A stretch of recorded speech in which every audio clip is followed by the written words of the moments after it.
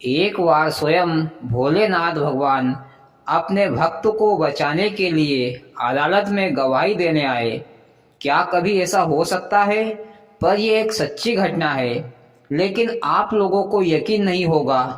चलिए वो घटना क्या है, कैसे भोले शंकर अपने भक्त को बचाने के लिए गवाही देने आए। एक बार की बात है, एक संत थे। वे बड़े ही धार्मिक थे। दिन भर भगवान की सेवा, पूजा पाठ इत्यादि कामों में लगे रहते थे।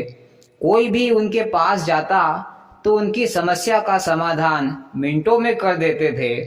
ये संत कौन थे और ये संत कैसे बने, आपको आगे कहानी सुनने से पता चल जाएगा।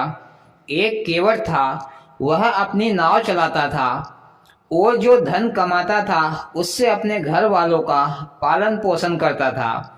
वह केवट बड़ा ही ईमानदार और भोले बाबा का बड़ा ही परम भक्त था। वह सुबह शाम दिन भर भोले शंकर का नाम जपता रहता था। एक बार की बात है, केवट के पिताजी ने केवट से कहा, बेटा हमें तुम्हारी बहन की शादी करनी है, तो हमें पैसों की जरूरत है। तुम जाकर गांव के जमींदार साहब से कर्ज के रूप में पैसा लेकर आओ। फिर केवट जमींदार साहब के घर गया और अपनी जरूरत के हिसाब से जमींदार साहब से पैसे कर्ज के रूप में ले आया।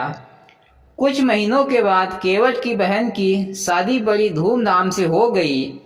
फिर केवट ने सोचा कि मैं शहर जाकर पैसा कमा लाता हूँ, क्योंकि मुझे जमींदार साहब का पैसा भी तो चुकाना है।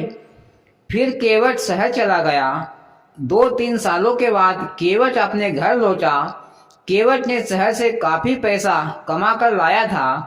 फिर केवट ने अपने पिताजी से कहा, पिताजी ये लो पैसा, जमींदार साहब का कर्जा देकर आ जाओ। तो पिताजी ने कहा, बेटा तुमने कर्ज लिया था तो तुम ही कर्ज देकर आ जाओ। फिर केवट जमींदार साहब के घर गया और जमींदार साहब को अपना कर्जा ब्याज सहित दे दिया। जमींदार साहब ने केवट को एक पर्ची दी जिसमें लिखा था,